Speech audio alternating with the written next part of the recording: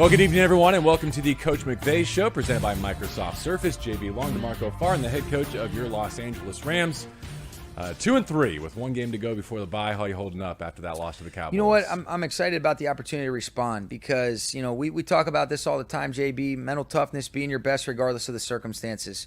These are not the ideal circumstances. I don't think any of us anticipated that we would be here, but this is where we are. And, I'm excited about the growth that can occur in these types of adverse moments if you handle it the right way. And that's all we're going to do. We're going to continue to work to the best of our ability for these players. I know these players are going to give it back to us as coaches, and we're going to keep swinging, and we're going to look back on this and be proud of the way that we handled this. I can assure you that. What was that soundbite you said about we're going to learn about people? What did you mean by that? I just think that, when things are going well and things are going good, everybody can be good because that's not, there's really no sort of adversity, especially as it relates to football. Everybody deals with their own circumstances and situations, but I'm talking about Rams football right now isn't where we want it to be. And we've had some setbacks, and there's a lot of different excuses that I can make, but you find out about people when they go through some real adversity as it relates to something that they care and love, and there's one of two options. You either really say, I can't wait to rise back up, keep swinging, compete to the best of my ability, look inward and be accountable for the things that I can control within my job to be better for this team.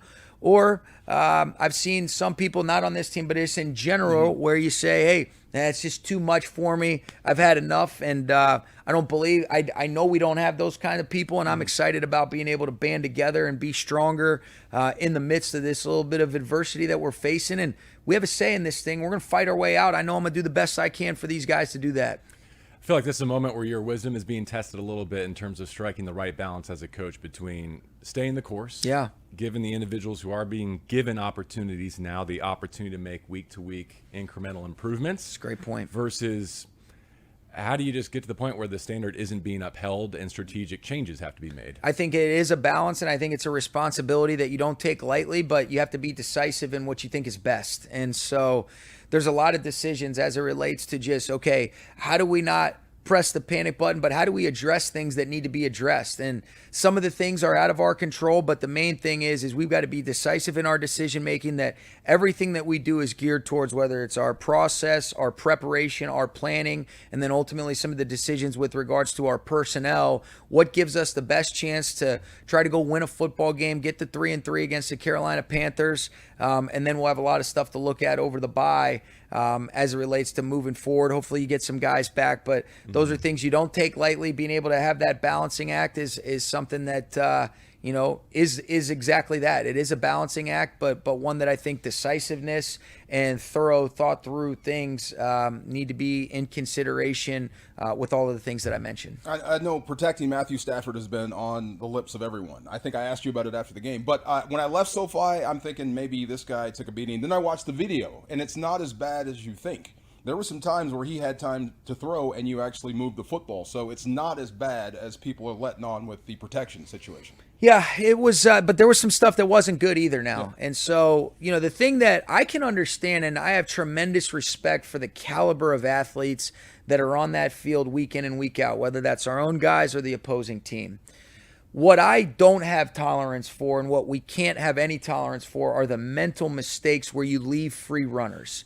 The things that take no talent, but just the focus, the concentration, the communication, whether that be verbally or visually, that you have to make sure that when we've got 5 or 6 guys committed to a protection, that we're blocking the guys that we're supposed to be blocking, and we're on the same page with regards to those things. Those are the things that we don't have tolerance for, that will get cleaned up, and if they don't, then we got to be able to figure out who's capable of doing that.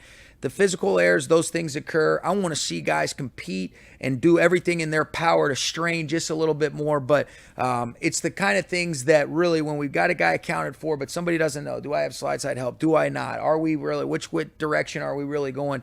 Those are the things that occurred too frequently, really over the last 2 weeks, but it was definitely on display yesterday, that aren't good enough. They're not excusable, and they're going to get fixed.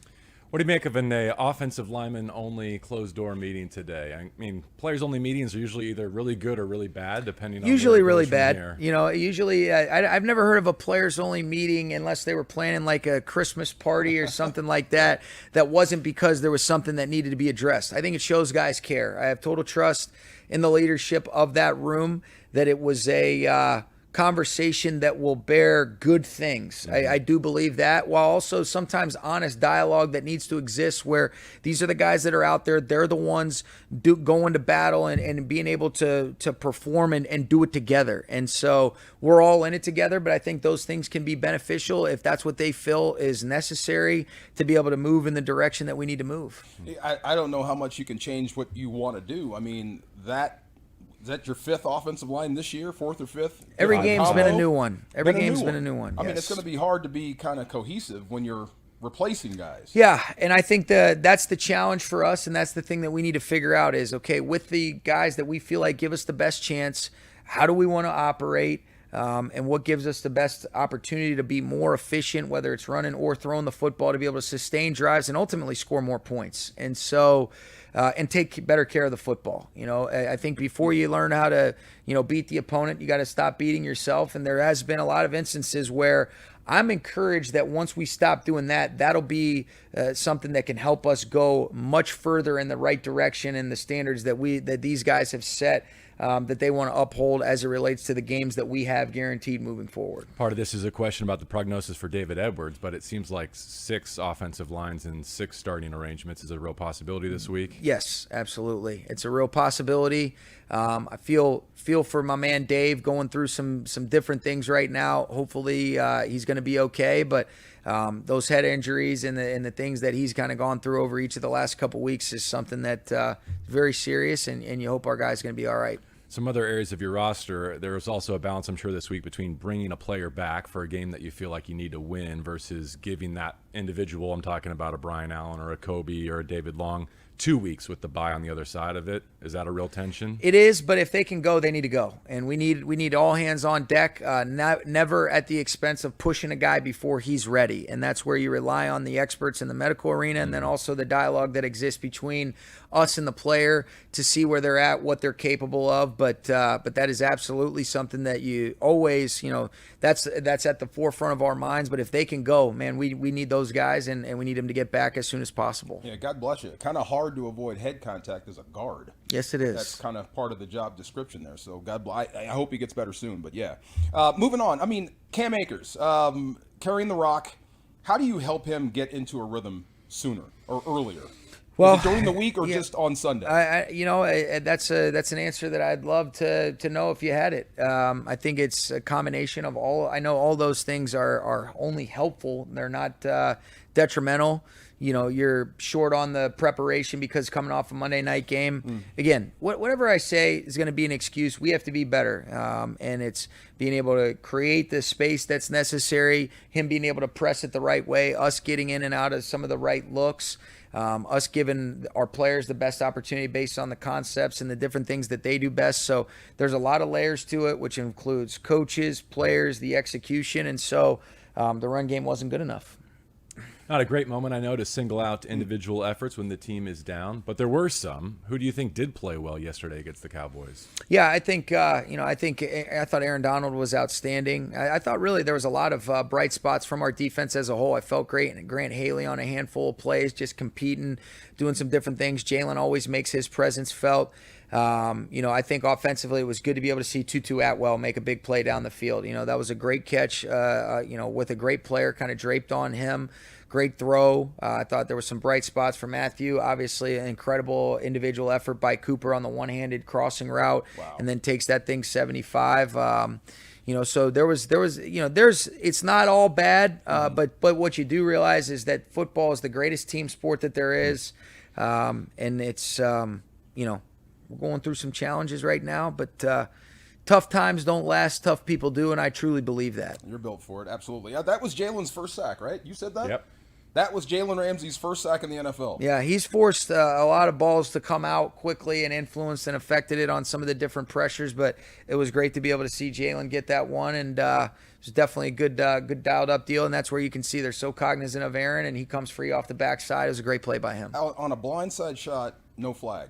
I mean, that to me, that's a 10 on the degree of difficulty. Yeah. Hit a quarterback in the back and you get the sack and no flag. Yeah. That's tremendous. Outstanding. Outstanding play. I know how intentional you've been as an offensive-minded head coach throughout your tenure to make sure you spend the appropriate amount of time and attention with the defensive side of the football. But here's 2 games in a week's time where they played good enough to win. Not perfect, but good enough to win. Yep. Do you devote a little extra love to them to make sure that they know that you're trying to get your end I to where they are? I think you acknowledge the truth. You know, the truth is that I have responsibility to this whole team, even though I am heavily involved in the offense, as you alluded to, but you don't run away from the things that are for everybody to see. We have to be able to play better. It is about the Rams football team, you know, but offensively, we've got to stop putting our defense in bad spots. We've got to be able to capitalize in the red area, got to be able to score more points, can't turn the football over. And the same thing for special teams. You know, it's not about, you know, pointing the finger. I really appreciate the way that the defense has continued to compete and not allow that to just bleed into some of the things that you've probably seen in other teams. I haven't felt that with our group. In a lot of instances, what's understood doesn't need to be explained. We need to be playing better on special teams. We need to be playing better on offense. And we need to continue to play at the level that we're playing at defensively. And there's still margins where we can even improve in spite of how well they have played. And those things are all the truth. I think players appreciate I know they do, appreciate being communicated with open and honestly. That's what I'll always do. Never run away from the things that aren't good enough. But I appreciate the way these guys have hung tough in spite of some of the things that the other phases can do a better job for our team. Win and lose the team. This is the finger-pointing time if you don't know outside the building. Yeah, everybody wants to play the blame game. Let's blame this, let's blame that. But it's a unit. So, look, they played well, but the team lost. Yeah, you know what I mean? So I do. Everyone can pick it up. Is that fair to say? I think so. You know, and I think that it's not about like shifting the blame. It's about everybody being accountable to what they can do to compete to the best of their ability. And when you start the game off 9-0 because of a defensive touchdown and a blocked punt that then the defense gets a stop, it's pretty self-explanatory where the improvements need to be made as it relates to our football team. And those are things that I think a lot of people can see. The important thing is that we don't let that creep into the team dynamic and the leadership that's necessary to be able to, you know, navigate through some of these adverse moments. And I believe that we're wired to do that. I know we are. Before we get too far beyond the 54-yarder to Tutu, I know it's going to take a lot in the whole offensive ecosystem to replicate that, to make that a consistent threat.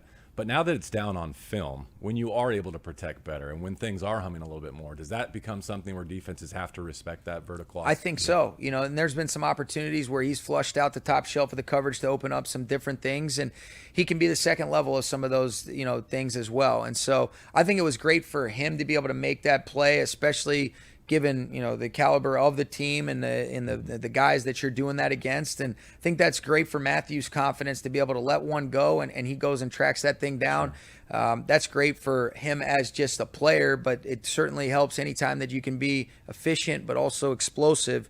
You really look at it, the 2 explosive plays that we did have in the past game as it relates to Tutu and Cooper's were what kept you in it, and why, in spite of all the down things, you end up, you know, gaining a 10-9 lead at one point. And it was a big-time play for him. How fast did you say he was going? 21 and a half, I want to say, something Is that like right? that. Yeah. It was an effortless stride, too. Big time. Yeah. I mean, and the ball kind of hung up there for a minute, but it one wound up being a tough catch, like kind of a tougher catch than it could have been. Yeah. It was a great throw. Yeah. I thought it was well defended as well. Yeah. You know, so I thought it was just a high caliber NFL football play that resulted in a positive outlook and outcome for us. And I was happy for Tutu. Speaking of good defenders, I think you saw him in Oxnard last summer head-to-head, but what was your impression dealing with Micah Parsons live and in person and really at less than 100% yesterday? Yeah, he's incredible. You know, the impact, I think, you know, they do an excellent job of being able to kind of move him around. It's like, where's Waldo, kind of finding him. I think he and DeMarcus Lawrence are as good of a tandem, and you know the fact that Lawrence can play inside, they can have, you know, Parsons play outside and at that off linebacker position. It creates some definite challenging looks, and he's as advertised. He's the real deal. I mean, I thought sometimes he got absolutely stoned on the line of scrimmage, but that was just me, though. There were times when he won, but there were times when he lost too. Yeah, right? Yeah. And that's but he's a great player without a doubt. He's a game wrecker, no doubt. I was thinking this morning, at this point, it feels like you got to be better than 3 teams. San Francisco, Seattle, and Arizona, right? And I'm not relinquishing any hopes of being a 1 seed or anything. It's too early for that. But you are 1 game back of that group, right? I mean, and you get them on the other side of the bye. Right. Like, we're at a third of the season, I guess is what I'm saying. So I know how it feels today, but does that sharpen your focus, or does that provide any optimism? I think with perspective where you are? is everything, and really I think what served us well here is truly being 1 game at a time and figuring out how do we just really have a good week of preparation and control the controllables, which is that being right here, looking at the things that we can correct. What are the players that we anticipate playing with? And then how do we put together a good plan so that it can unfold in a manner that's reflective of what we're hunting up on Sunday when we play the Panthers and try to get to 3-3. I'm not really looking any too much further ahead than that. And I think what does give perspective is, I was just talking with our staff. If you said a week ago, we hadn't even kicked off against the 49ers. We had 1-2 in a row. And are we that fragile that we let 2, 3.5 hour, whatever it is, spans where the games didn't go the way we want to totally just change the trajectory of where this season is going? Because if we're sitting here a week ago, everything is circumstantial, and you got to be real careful to have the appropriate perspective that's applied where you can move forward, but you can't let some of those negative outcomes affect or really just paralyze your ability to move forward the right way with the toughness that's necessary, both mentally and physically. And so, if we were sitting here last week before we'd even played the Niners and you're saying you had just beat the Falcons, you had just beat the Cardinals, there's obviously things that could be cleaned up, but man, there was a lot of good feelings going into it. How different does that feel than this moment that we're sitting in right now? So I think perspective and applying that appropriately is what's important, and what I think, is a really big thing in terms of framing your mindset as it relates to how do we move forward with the right headspace that is key and critical for the response that we're really, looking to hunt up. I'm going to try to remember that when I watch video. Sometimes I'm a killjoy, right? Because you try to watch it from an unbiased perspective. Forget the result and just watch the play. Yeah. But when you win, everything is great. When you lose, everything is magnified. That's exactly right. And that's where that's what you love and what is also what drives you crazy about this game. Yeah, make you old. Who the hell are you talking to? No doubt. On a lighter note, how about activating your punter to throw? And how do you think that was executed? Thought those guys did a good job. Great play by those guys. Good job by Joe D and Coach Springer identifying, that as a possibility. And then I thought ultimately for those 2 guys to be able to make it was a great play by Jake and great throw, and happy for those guys. Yeah. One other area where I feel like you might be between a rock and a hard place is with Cooper Kupp and Tyler Higbee and guys who are playing just about every down for you, right? Like, wow. You talk about that trajectory and where this season could go. I still believe that that's where it's going to end up. But how do you make sure those guys have tread on their tires if and when you get there? Yeah, I think we've got to be able to find, some times to be able to give them a blow, whether that's the other guys around them. And there's been a lot of moving parts, whether that be at the tight end position or the receiver position, just whether it be injuries or whether it be availability or actives that we end up having up in the certain personnel groups. But we got to be able to find ways to spell those guys. They're giving everything you got. You love those 2. And I'm really so proud of the way that they've competed. They've been instrumental contributors, and they've been bright spots. But we do need to figure out how to take some snaps off of those guys for sure. Like on the sideline, or throw it to someone else. Yeah, or both. Yeah, I think you got to be able to give them a blow. Give them where if you're playing 70 snaps, you can't have them play all 70, especially with what key critical factors they are in both phases. They're giving everything that they've got, and we are in 5 weeks in. We got 17 guaranteed. We got to figure out a way to be able to just lessen their load, and some other guys have to be able to step up at their positions in the right spots. Related to that, is Bryson Hopkins eligible to be back this week? And is that a circumstance where he plugs right back in, or is there more to it? I think there's some things that we got to work through. Obviously, in an ideal scenario, the answer is yes, to be able to get him back. He provides a spark and an element that I think is needed for us. So that would be ideal, but there's some things that we got to still be able to work through to give you clarity on that. He's a young, strong dude. Get in there and block. How about that? No doubt. Yeah. Turmoil on your opponent's camp this week. Panthers parting ways with Matt Rule, their defensive coordinator, and their special teams coordinator too. So apart and aside from what that means for them, it means your study, your preparation is probably different than maybe you would have anticipated. Yeah, very, very much so.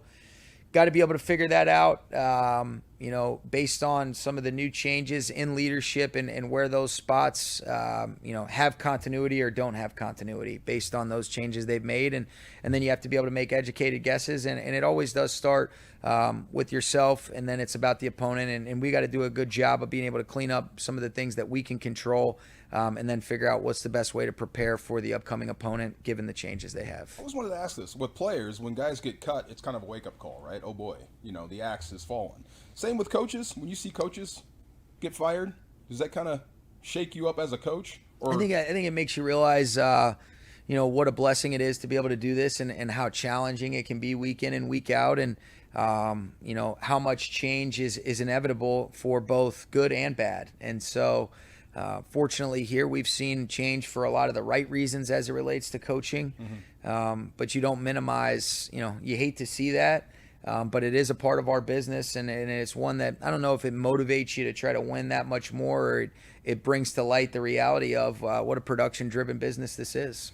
I know you do your homework regardless, but this feels like a week, and we always say this, but now more than ever, this week is about the Rams, right? It is. Forget what the Panthers are into. Whether or not you win on Sunday has to do with what is happening here in Thousand Oaks. I agree, and I think that's always the case, but you also make sure you give the respect and credit that is due to the opponent.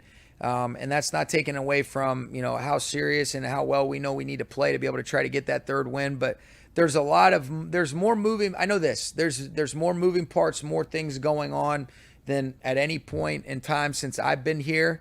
And that's a challenge that I'm excited to attack with the right mindset and mentality, along with our coaches and our players, and figure this thing out with how we handle it. And like I said, we learn a lot about people when you go through these things. I keep thinking I wish it was Saturday, but then I'm like, no, I wish it was Wednesday so you can get back to work for Sunday. Exactly. That makes more sense, right? Yeah, and really, you guys are just preventing me from being able to get back to work hanging with you right now, but I'm excited about getting back to work at some point too. That means he's done. You want us to stretch it out or end it right there?